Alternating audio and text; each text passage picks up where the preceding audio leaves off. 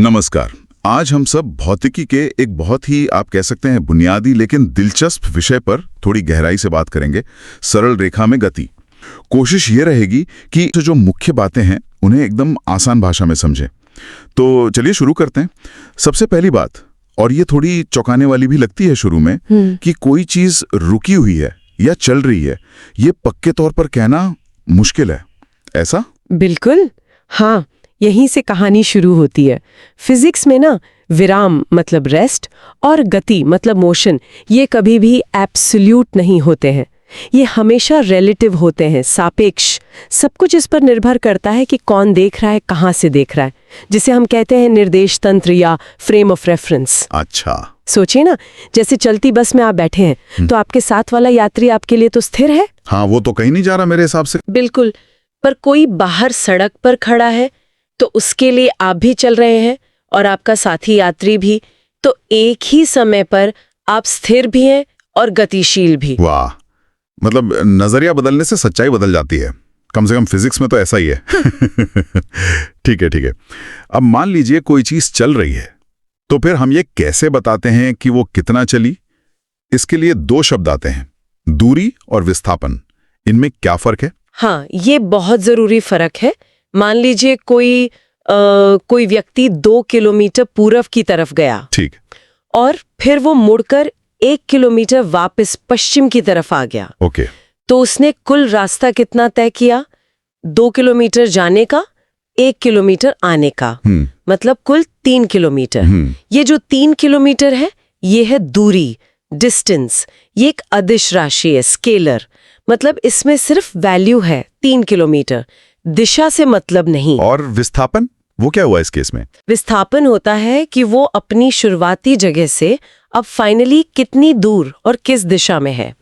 तो वो 2 किलोमीटर पूरब गया, 1 किलोमीटर पश्चिम लौटा, तो अपनी शुरू की जगह से वो अब सिर्फ 1 किलोमीटर पूरब में है ना? हाँ, सही बात है। तो विस्थापन हुआ 1 किलोमीटर पूरब दिशा में। ये एक सदिश राशि है, वेक्टर। ठीक है। इसमें वैल्यू भी है 1 किलोमीटर और दिशा भी पूरब। अच्छा, इसीलिए कहते हैं कि विस्थापन शून्य भी हो सकता है, जैसे मैं घर से बाजार जाकर वापस घर आ जाऊं। एग्जैक्टली।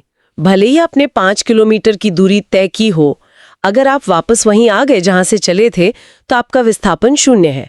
और एक बात और, विस्थापन का जो मान है वो कभी भी तय की गई दूरी से ज्यादा नहीं हो सकता, या तो बराबर होगा या कम। समझ गया। दूरी मतलब कुल चला हुआ रास्ता, और विस्थापन मतलब स्टार्ट और एंड पॉइंट के बीच की सीधी दूरी और दिशा। बढ़िया। अच्छा, इसी लॉजिक से फिर चाल और वेग में भी अंतर होगा। मेरी गाड़ी का स्पीडोमीटर क्या दिखाता है, चाल या वेग? हाँ, बिल्कुल वैसा ही अंतर है। स्पीडोमीटर आपकी तात्क्षणिक चाल, इंस्टेंटेनियस स्पीड दिखाता है, मतलब उस पल आपकी गाड़ी कितनी तेजी से दूरी कवर कर रही है। चाल है दूरी तय करने की दर, दूरी समय। ये भी अदिश है, स्केलर। ओके। लेकिन वेग वेलोसिटी है, विस्थापन बदलने की दर, विस्थापन समय। और क्योंकि विस्थापन सदिश है तो वेग भी सदिश है, वेक्टर। इसमें तेजी के साथ साथ दिशा भी बतानी पड़ती है।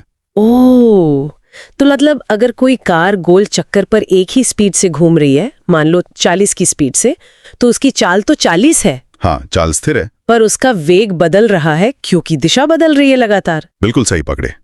वेग बदलने के लिए जरूरी नहीं कि स्पीड बदले, सिर्फ दिशा बदल जाए तो भी वेग बदल जाता है। कमाल है।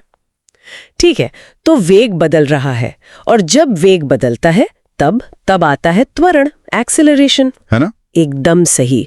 त्वरण या एक्सेलरेशन का मतलब ही है वेग में बदलाव की दर, rate of change of velocity.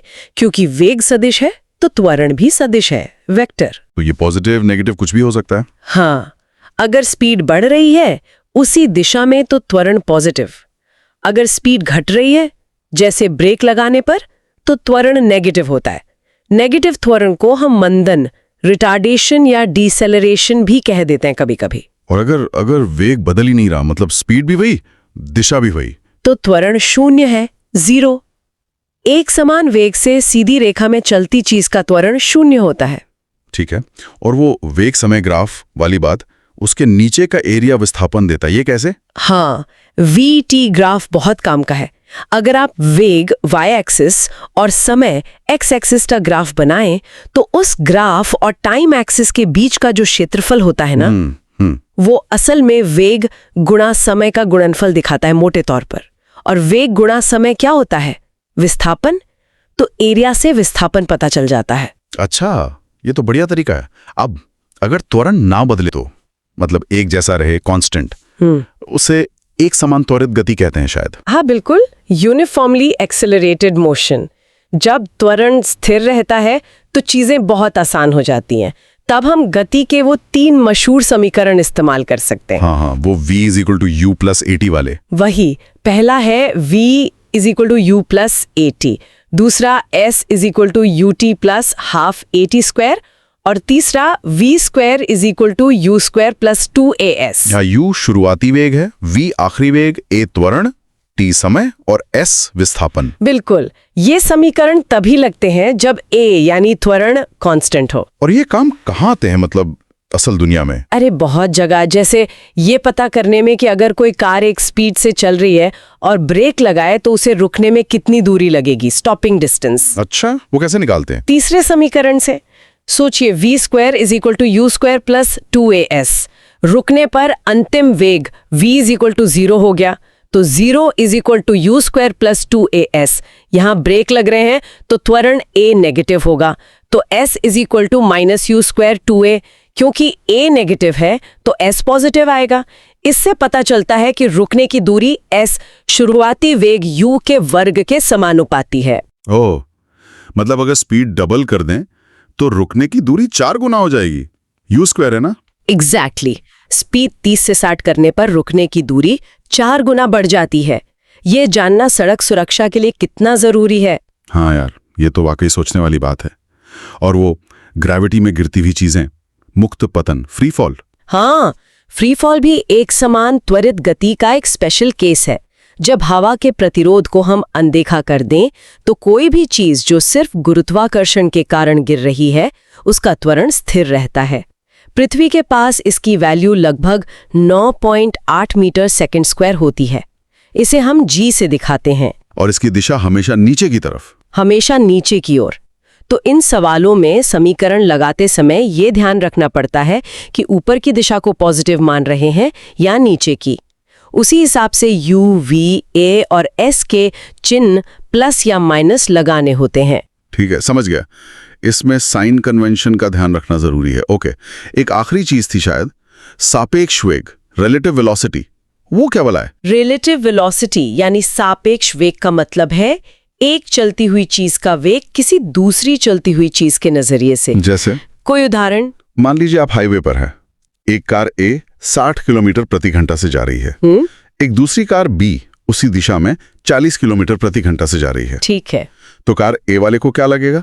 उसे लगेगा कि कार B उससे 60 - 40 = 20 किलोमीटर प्रति घंटा से पीछे जा रही है, या वो कार B से 20 की रफ्तार से आगे निकल रहा है। हाँ, ऐसा ही लगता है। और कार B वाले को लगेगा कि कार A उससे 20 किलोमीटर प्रति घंटा से आगे जा रही है। ये 20 ही उनका सापेक्ष वेग है एक दूसरे के लिहाज से। और अगर वो आमने सामने आ रही हो, एक 60 से एक 40 से, तब उनके सापेक्ष वेग जुड़ जाएंगे। उन्हें एक दूसरे की तरफ आने की स्पीड 60 + 40 = 100 किलोमीटर प्रति घंटा महसूस होगी। इसीलिए आमने सामने की टक्कर ज्यादा खतरनाक होती है। बाप रे, 100 की स्पीड से टक्कर। समझ गया। इसको निकालने का कोई आसान तरीका? हाँ, एक ट्रिक है। मान लीजिए आपको A का वेग B के सापेक्ष निकालना है, VAB। तो आप B को स्थिर मान लीजिए और B का जो भी वेग है उसे उल्टी दिशा में करके A को दे दीजिए। फिर A का जो नया वेग आएगा वही सापेक्ष वेग है। गणित में इसे लिखते हैं VAB = VA + VB। ये वेक्टर्स का घटाव है। बहुत बढ़िया। तो आज हमने काफी कुछ कवर कर लिया। गति और विराम का सापेक्ष होना, दूरी विस्थापन का फर्क, चाल वेग का फर्क, फिर त्वरण, एक समान त्वरण के समीकरण, स्टॉपिंग डिस्टेंस, फ्री फॉल और आखिर में सापेक्ष वेग। हाँ, ये सब सरल रेखा में गति को समझने के लिए बिल्कुल कोर कॉन्सेप्ट्स हैं। और यहाँ से आगे सोचने के लिए एक बात ये हो सकती है कि हमने अभी सिर्फ सीधी लाइन की गति देखी, सबसे सिंपल केस, पर असल दुनिया में तो चीजें टेढ़े मेढ़े रास्तों पर भी चलती हैं। जैसे आपने पत्थर फेंका, वो हवा में एक कर्व बनाता हुआ जाता है, प्रक्षेप्य गति, या पंखा गोल गोल घूमता है, वृत्तीय गति। हाँ, वो तो है।